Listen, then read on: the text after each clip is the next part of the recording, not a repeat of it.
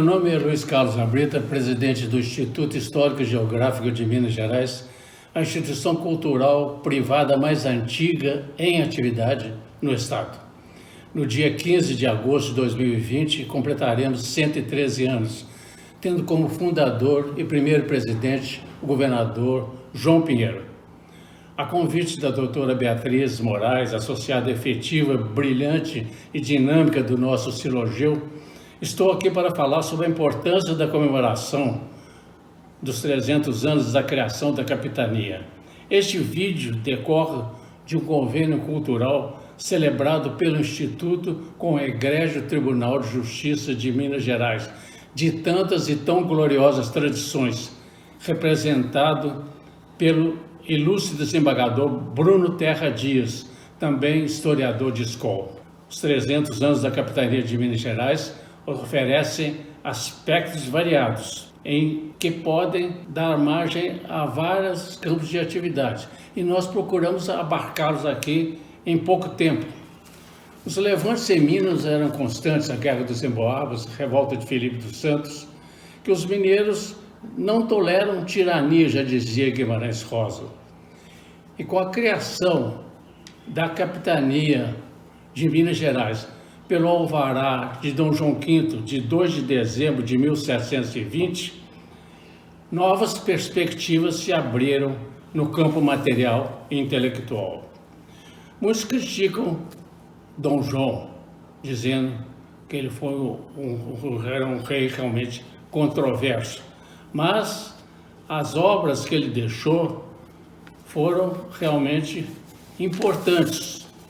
Obras de vulto como o Convento de Mafra, o Aqueduto das Águas Livres, em Lisboa, a Capela de São João Batista, na Igreja de São Roque, a instalação de indústrias e reforma da administração pública. No campo intelectual, fato notável foi a fundação da Academia Real de História, em Lisboa, e o Observatório Astronômico do Colégio Santo Antão e a Escola do Seminário da Patriarcal para o ensino da música. Não se esqueceu Dom João V também da parte científica e técnica, com a contratação de professores estrangeiros para o ensino da matemática, das ciências naturais e da medicina.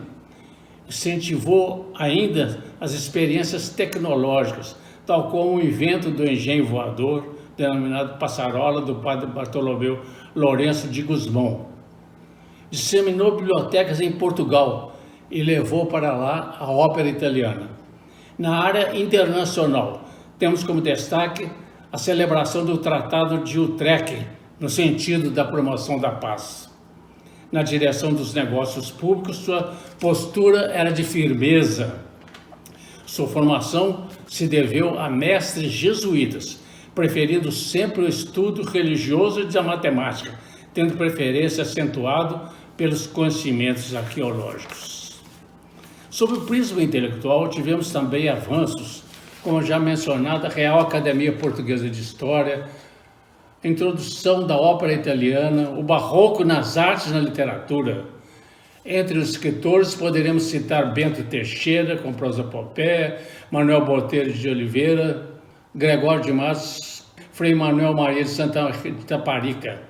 A paraenética também teve grande prestígio no Brasil colonial, quase sempre tomando como parâmetro o padre Vieira, imperador da língua portuguesa, como chamava Fernando Pessoa.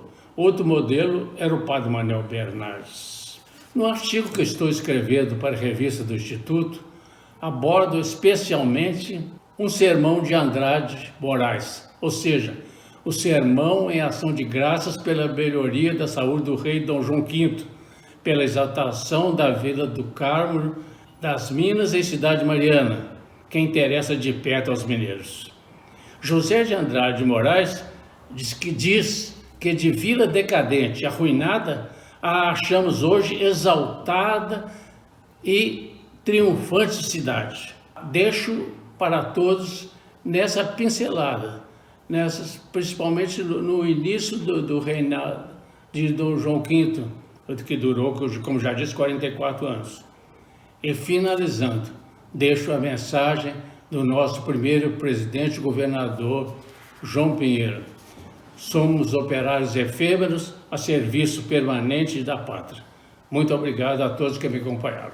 Meu nome é Fernando Armando Ribeiro, eu sou membro efetivo do Instituto Histórico Geográfico de Minas Gerais e eu gostaria de começar a minha fala agradecendo a todos os confrades e as confreiras, na pessoa do nosso presidente, Dr. Abrita, por esse honroso convite que muito me honra de poder falar a vocês um pouco da minha visão sobre os lugares de memória, o seu simbolismo, a sua importância e significado, neste momento em que o nosso Estado celebra os seus 300 anos de existência. Ao falar de lugares de memória, é impossível não me vir à mente uma frase de um escritor de que gosto muitíssimo, o tcheco Milan Kundera, que diz que toda a luta humana é uma luta da memória sobre o esquecimento. Nós sabemos que essa memória a qual nós referimos agora, ela tem evidentemente uma acepção que não é simplesmente a da memória individual, a da recordação, mas é também a memória que torna possível nos vincularmos enquanto indivíduos a valores e elementos mais amplos e coletivos. Apesar de a tese da memória social ou memória coletiva ser bastante debatida, sobretudo no mundo anglo-saxônico, é possível nós imaginarmos, evidentemente, que existem uma série de elementos, de ritos, de símbolos que foram construídos, sobretudo a partir da era moderna, para tentar exatamente marcar um fenômeno, marcar lugar para um fenômeno muito importante para os estados modernos, que seria o fenômeno da continuidade temporal, o fenômeno também da identidade coletiva. Então, a meu ver, tentando atingir esses dois propósitos, quais sejam conseguir a continuidade temporal e a formação de identidades coletivas, os lugares de memória passam a ser elementos muito trabalhados e elementos fundamentais mesmo na formação desses estados nacionais. E a compreensão desse fenômeno, ela pode ser, de certa forma, melhor entendida se nós imaginarmos que a realidade do mundo moderno, diferentemente do mundo antigo, já não é mais construída sobre alicerces hegemônicos, sobre as bases homogêneas que marcavam as sociedades do mundo antigo e medieval. Como disse uma vez o filósofo Hegel, ao se referir à bela totalidade grega, Hegel procurava demonstrar que naquele período histórico as sociedades partilhavam de um tal nível de valores, crenças, convicções políticas homogêneas que permitiam que as suas bases se fundassem em um todo que se pressupunha, de certa forma, como existente, inclusive, e precedente aos próprios indivíduos. A ideia da bela totalidade grega também pode ser encontrada, os reflexos, no pensamento de um grego do período. Aristóteles vai usar a célebre expressão na sua política do homem como um animal político, o zoon politikon. Sabemos nós que na leitura de muitos estudiosos, Aristóteles não está apenas fazendo uma referência ao fato de que o homem seria um ser gregário, assim como formigas e golfinhos, mas ao fato de que é um animal que encontra sua essência apenas na polis, no Estado, ou seja, fora do Estado grego. O homem seria, como ele mesmo diz, mais ou menos do que um ser humano. Para que seja de fato um humano, é preciso que ele esteja na polis. Há mesmo aqueles que utilizam um exemplo para tornar mais didática esse entendimento de que um ser humano fora da polis seria como uma peça de xadrez fora do jogo de xadrez. Se evidentemente nós podemos nos deparar com uma peça do jogo de xadrez, como um bispo ou um cavalo fora da dinâmica desse jogo, nós sabemos que se eventualmente a encontramos deslocados do jogo de xadrez, nossa referência a ela, a esse cavalo, a esse bispo, não se fará senão por uma referência imediata ao próprio jogo de xadrez, uma vinculação imediata ao próprio jogo de xadrez. Fora do jogo de xadrez, aquela peça, aquele cavalo não tem sentido. Seria por isso, inclusive, que autores do mundo antigo e também do mundo medieval não se preocuparam com a pergunta pela origem do Estado, uma vez que esse Estado já é dado, de certa forma, como um pressuposto que antecede os próprios indivíduos. O todo é maior do que a soma das partes. Ora, essa realidade, evidentemente, trabalha com pressupostos distintos daqueles que viriam com a modernidade, onde nós, entre os vários fenômenos da sua conformação, temos o fenômeno do individualismo. Nós sabemos que a modernidade é construída por uma conjugação de fatores políticos, filosóficos, econômicos, literários, por que não dizê-lo? E entre esses fatores temos a ascensão da burguesia e com ela a ascensão do econômico e também do individualismo, que está refletido inclusive nas artes, uma vez que, se pegarmos as artes plásticas, vamos ver que com a modernidade vamos ter como objeto de figuração nas artes indivíduos que já não mais são os universais concretos, os grandes reis, os santos, figuras bíblicas, são indivíduos que, como a menina do brinco de pérola, não tem sequer nome, não sabemos quem ela é. Ora, essa figuração do indivíduo, esse aparecimento, essa ascensão do indivíduo, que tem também reflexos, claro, muito importantes na literatura e na filosofia, vão levar a que surja a pergunta pungente pela origem desse Estado. E quando nós vamos imaginar os grandes autores do Estado que pensam o Estado moderno, como Hobbes, como Locke, como Rousseau, nós, para além das suas múltiplas divergências, nós sabemos que temos um elemento comum, qual seja o elemento de que o Estado se forma por um acordo, por um contrato ou um pacto social entre os indivíduos. Portanto, aqui não mais temos a ideia de que o todo pressupõe pressupõe já as partes, é maior do que a soma das partes, como no mundo antigo e medieval, mas temos a ideia de que esse todo é formado pelas partes e existe em prol delas. O Estado é formado pelos indivíduos e existe para eles, inclusive estabelecendo direitos fundamentais para sua autolimitação e para a proteção daqueles. Ora,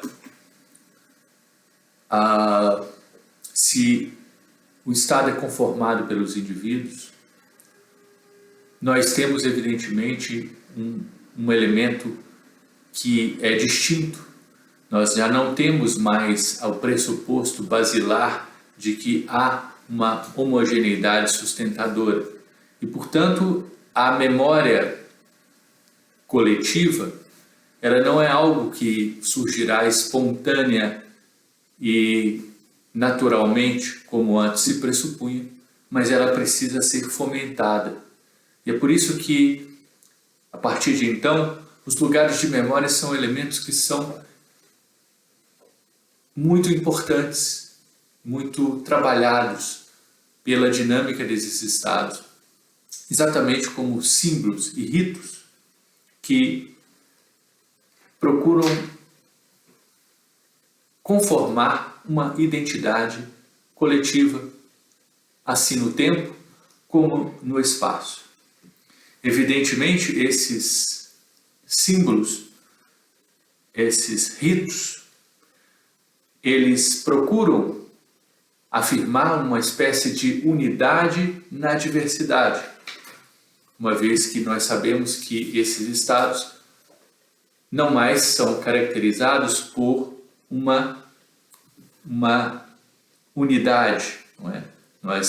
Essa identidade unificada, ela não pode mais ser pressuposta. Ora, entre esses ritos e símbolos, datas comemorativas, datas significativas, são uma das estratégias, um dos elementos para se organizar e se alinhar e se alimentar essas memórias. A importância que esses elementos têm, para além de uma importância simbólica e da própria alimentação dessa memória, é tornar possível que nós nos reconheçamos a partir de elementos de uma representação e de uma interpretação dos próprios sistemas culturais. Mas isso, como eu disse, não significa que teremos uma identidade estática ou unificada. Para usar aqui a linguagem de Stuart Hall, esses ritos e símbolos figurarão como uma espécie de celebração móvel, mediante a qual nós, os indivíduos, se reconhecerão como representados em um sistema de representação cultural cuja diversidade e cuja complexidade vai se reconhecendo, vai se afirmando continuamente também com o próprio decurso do tempo e com a própria expansão das suas próprias interpretações. O que Hall quer dizer com isso é que quando ele se refere à celebração móvel, é exatamente o fato muito importante, republicano e democrático, de que esses ritos e símbolos eles têm uma dimensão de afirmação de marcos, mas ao mesmo tempo eles simbolizam a possibilidade de uma revisitação por meio dessa interpretação do que essa representação significa. E, portanto, eles estão ligados, evidentemente, a uma ideia de continuidade, mas também a uma ideia de rupturas. Nós sabemos que ambas são importantes para a existência dos estados a partir da modernidade. A continuidade, que vem marcada, por exemplo, no fenômeno do direito moderno, que é um direito que para ser transformado, para ser mudado, para ser reconstruído, ele precisa de uma referência perene a marcos normativos pretéritos. Todo o processo legislativo moderno é construído sobre essa base. Não é? Uma lei tem de se referir a uma Constituição pretérita ou uma lei precedente para que ela possa ser mudada. Uma decisão judicial refere-se a um precedente, ou refere-se à Constituição ou às leis que são pretéritas para que ela possa ser convalidada. Essa ideia de continuidade, a continuidade histórica, ela é algo muito importante. Mas, como disse, ela não significa que vá haver uma continuidade absoluta, mas que também existe a possibilidade das rupturas. Ora, como disse, as identidades unificadas, completas, seguras, coesas, são meras fantasias. Na modernidade, sabemos que